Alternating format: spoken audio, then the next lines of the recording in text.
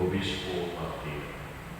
Ugaron hanggang kita sa pagsulod nito Santos nga Misa, mabinusul kita sa ating mga sala. Isugin mo ang kasalanan sa paglimot. Isugin mo sa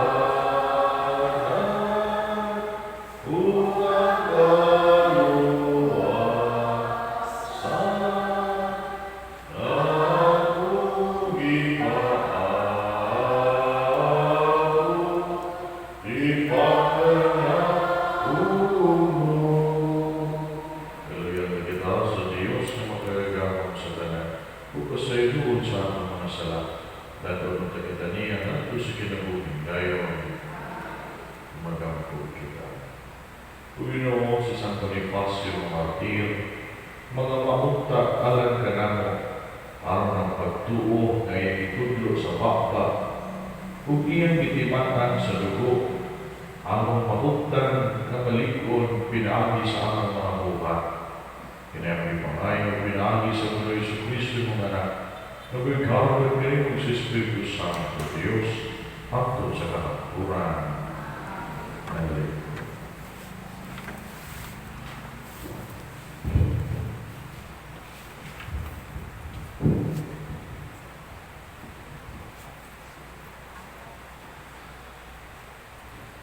Ang sinugdanan sa ikadawang sulat ni San Pablo ngadto kang Timoteo. Gikan ni Pablo, apostol ni Kristo Jesus, tungod sa pagbuot sa Dios, ug ipadala ang mga sangyaw sa gisaad nga kinabuhi nga atong nagatunan pinaagi sa pagkahiusa nato kang Kristo Jesus. Alang kang Timoteo ang pinangga kong anak. Ang Diyos nga Amahan o si Kristo Jesus na atong Ginoo maghatag unta kanimo grasya, kalukoy o kalinaw.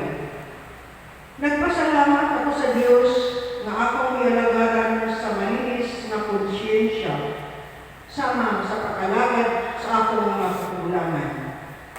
Adlaw o gabi, nagpasalamat ako kaniya diha sa akong mga pag-ampo sa akong paghandom kanimo.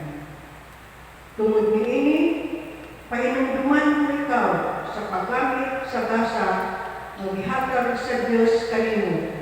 Sa dihang gipanduman mo ikaw sa akong mga kamot. Kaya Espiritu magihatag sa Diyos kanato, dili Espiritu sa katalaw, kundi Espiritu sa gahom o gugma o pagpugong sa kaugalingon. Busa, ayaw kaulaw sa pagsaksi sa atong Ginoo o kanako na iyang bininanggo. Hinunuan, pakig-ambit sa mga pag-antos tungod sa mayong balita, sumala sa usog na ihatag sa Diyos kanimo. Giluwas ni kaniya o ipili aron maiyang katawhan. Dili tungod sa atong nabuhat, kundi tungod sa iyang kaugalingong tuyo o grasya. Ihatag niya kanato kining maong grasya diha kang Kristo Jesus sa wala pa magsugod ang panahon. Apan karon, gipakita ng kanato pinaagi sa pag-abot sa atong manluluwas nga si Kristo Jesus. Gibuntog niya ang gahom sa kamatayon, o pinaagi sa maayong balita.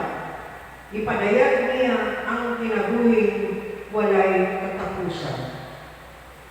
Gisugo ako sa Dios pagsangyaw sa maayong balita, ingon nga apostol o magtutudlo, ug nag-antos ako tungod niini.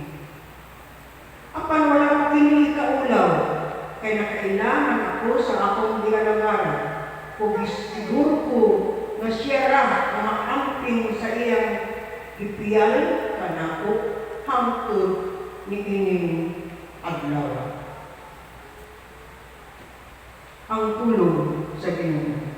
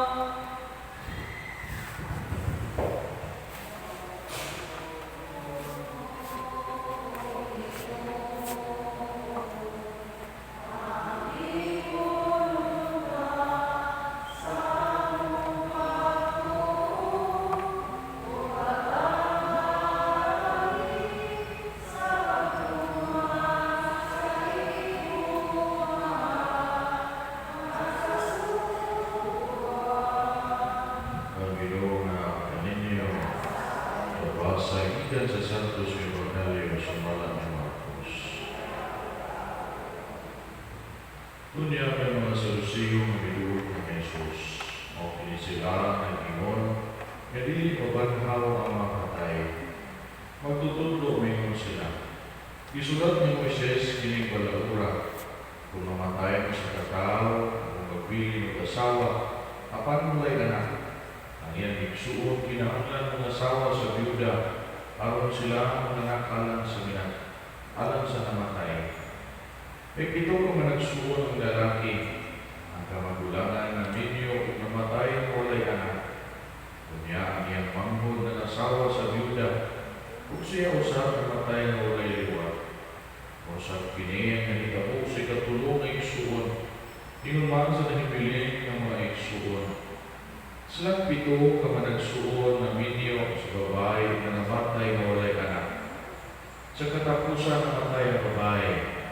Karon sa adlaw na banhaw na ang patay, at kinsa sa kasawa na silang pito ng kapangasawa at kaniya. Sa Jesus mitubag pagkasayot ninyo. sayo pagkamong ano, kaya walang tamo makasabot sa kasulatan o sa gahom sa Diyos. Kaya kung ang mga patay banhaw na, may sama sila sa mga anghel sa langit, kung dili na magminyuhay ang mga lalaki o babae. Bugang panini, bahin sa mga patay na banhaw, wala pa kamo makabasa sa basahon na gisulat ng Moises, mahitungod sa sakpinit na nagbilaak. Kaya dito na isulat na ingon ang Diyos ng Moises. Ako mo ang Diyos ni Abraham, Diyos ni Isaac, o ang Diyos ni Jacob. Sa ato pa siya mao ang Diyos sa mga buhi, dili sa mga patay. Busan sa iyo kamo. Maigsuon ang Ebanghelyo sa Ginoo. Ang lingkod sa Panginoon.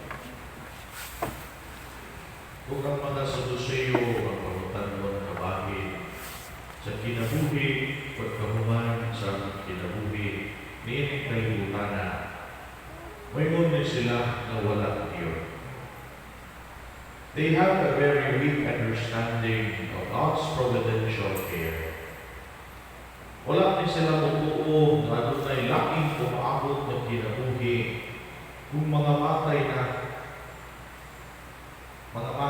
ang mga tao, kung mamatay na ang sa katao. Naghimo kini sila, naghimo kini kanila na susama sa mga tao sa tuwag panahon sa karon. Mga tao na nag-focus lamang sa pagpalangko sa kinabuhi ni ining kalibutan. In their opinion, this life is the only life we have, and this life is the only life that matters. Apan sa Jesus nagklaro kanila, and for all time, kaaduna gyud kinabuhi tuman sa ato ang kamatayon. Apan wala na minyo-minyo sa maabot ng kinabuhi. Kini mong giingon kung pagpadayag ni Jesus nagsulbad sa problema na ilahang ipatubag kaniya. Naglatag po usap kini og kahayag sa usahay makalibog na panahon ato ang ipuy-an karon. Nagkalain-lain lang ng mga sayop ng mga Eliya ang mga naggawas karon. Ug ang mga pulong ni Jesus apply to all errors. Busa na sayop kamo. You are all misled. Sa kalibog, tungkol sa daghang mga gobyerno, mga Saduceo, ngayon ako, magpunta na siguro ta kung asan man lang ta upaingon aron makakitag kamaturan. Ang nindot na tubag mo, ang nindot na ito na matubag niya na mo, na muadto nita natus na Ginoong Jesucristo. Siya mismo kamaturan na maghatag, kung maghatag kayo siya, kung lagdag sa ito ang mga kalibog, kung mamatig ng yunta kaniya, pinaagi sa ito ang matawag na informed conscience. Kung dili pa ang isang dunsa na istorya ang ito ang paminaw. Hinakot pa kalibog ng mundo. Mag-ako kita ron sa kasing-kasing ng gawas mo, ngayon kita amahan pamatikan kami.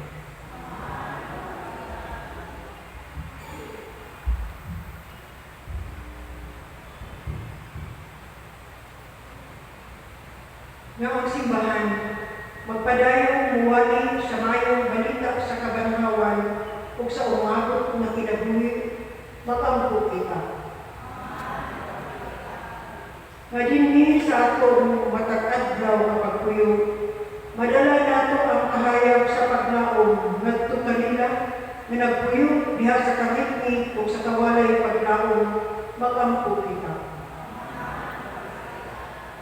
Nga mga Kristohano sa tanang dapit, pinasingkasing mamubuhat sa ilang mga buluhaton, tungod kay sila, mga anak man sa Diyos, makampo kita. Nga mga masakiton ug sila, mananang-alpos, makatagamnam sa mga presensya sa Kristo, diha sa ilang kinabuhi, mag-ampo kita. Nga unta, imong isipon nga takos o mapuslanon alam ka namo, nga ang halang mo yung kamumot, mabayaw na, nagtos altar sa mga santos, mag-ampo kita. Nga mga nakamatay sila, nga nagpangutan tungod sa ilang pagkawala, tungod sa pagkabanyaw ni Jesus, magmalaumon o mahupay diha sa ilang kagunanan, mag-ampo kita. Kinitahan ito ayo dahil Kristo ang Ginoo. Amen.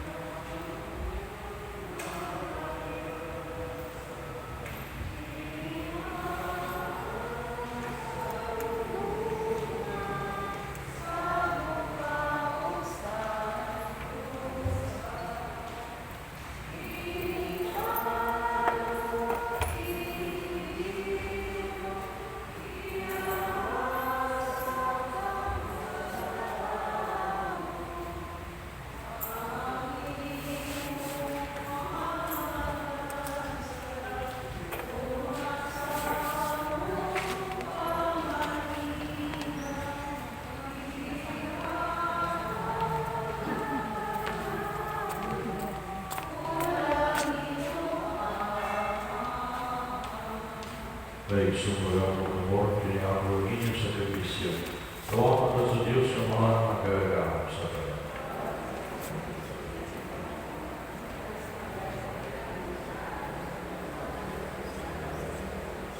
Ginoo santusa sa iyong panalangin, kining-kinalad ng mga gasa.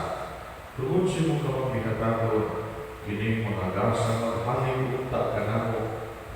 Sa siga sa iyong bugma, nga may padaog kag sa Bonifacio, bakong sa tanang mga pagsakit sa lawas, nga may pangayo na ilang Kristo ang Ginoo. Ang Ginoo manaakan ninyo, maayong ninyo magkasing-kasing. Magpasalamat na si Ginoo ang Diyos. Santos maayos sa tunay magagahong sa tanan. Ang ipatang Diyos yung magpasalamat na bigyan mo kalunig sa gabi. Iyong bibuhat ng tao tungkol sa kaayo, iyong isihutan tungkol sa katarungan, iyong pilawas tungkol sa kalugoy pinahagi sa Kristo ang Ginoo. Magkusa para sa mga anghel sa langit, nagasan niyo kami sa may mga, tuyos mulay puno ng pagkimo. Santo, Santo, Santo sa Ginoo, Diyos sa kagahuman, puno ang langit o yuta sa mga maya, o sana sa kahitasan. Dahil ang nagani sa ngalan sa Ginoo, Hosana sa kaligtasan.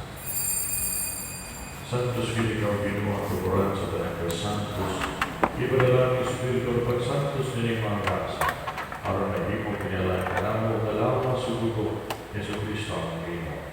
Sa pagdasakit sa tugaling ng ikuha siya para, ipasalamat kanimo ibikas, kung mihatag ni inatro sa mga tinungan at mingon, gawa ka kini, ninyo tanang na api kini mga palawas, may tuyan alam kanin.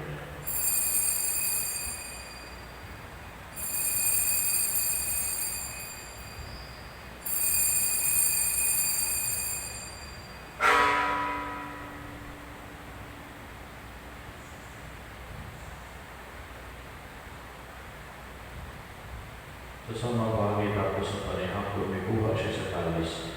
Ipasalamat ka rin ang pag-usap ni hatag ini at doon sa mga tinungan o primo. Gawa ka pinagkaroon ng matanagi ka ni ini. Ikini mo ang kami sa ako tulo. Sa bagutun ay nagkasabutan. Ang tulo ay ulaan ka ninyo alam sa tanang mga tao. Araw ng mga salat na pasaylo. Buhat at ini ang paghandog ka na.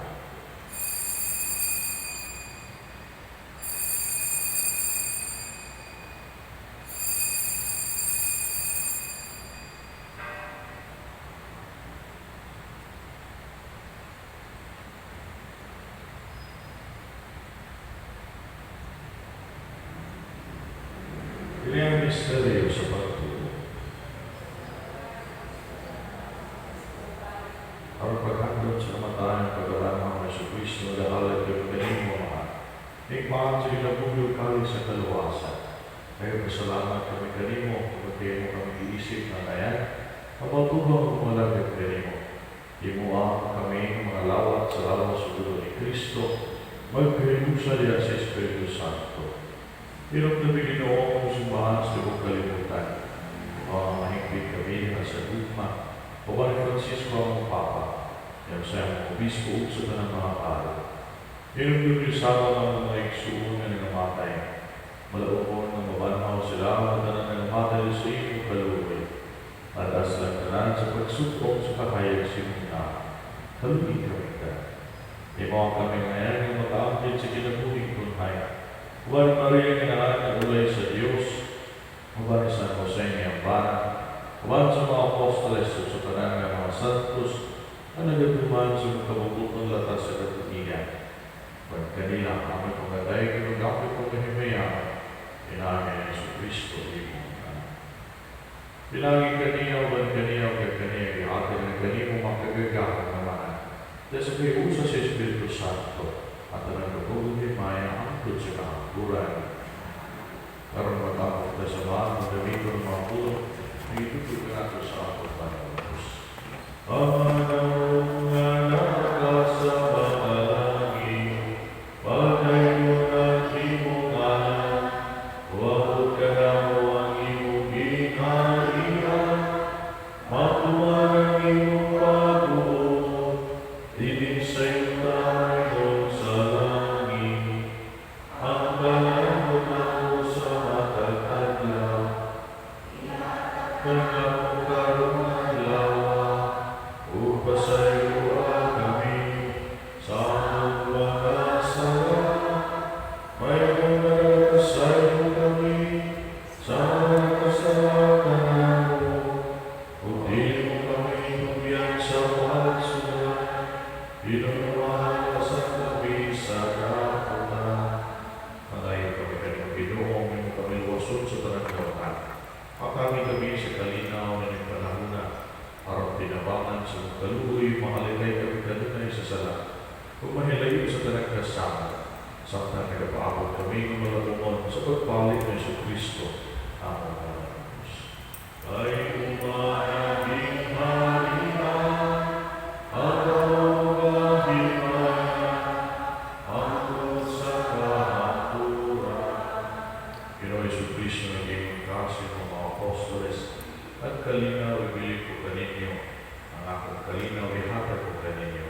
Ayaw tatawa ang among mga sala, dili pagsalig sa iyong simbahan, kung sibok sa mong kabubuton natagi kami, sa iyong kalinaw kahibusan, ikaw mabuhi umari hangtod sa kahampuran. Ang kalinaw sa Ginoo sa kanunay mana akin niya. Karoon ipakita at timaan sa pagbalagyan ng sunay. Peace to you. Cordero sa Diyos, nagawaktan sa mga sala sa kalibutan, kaluhin kami. Cordero sa Diyos, nagawaktan sa mga sala sa kalibutan.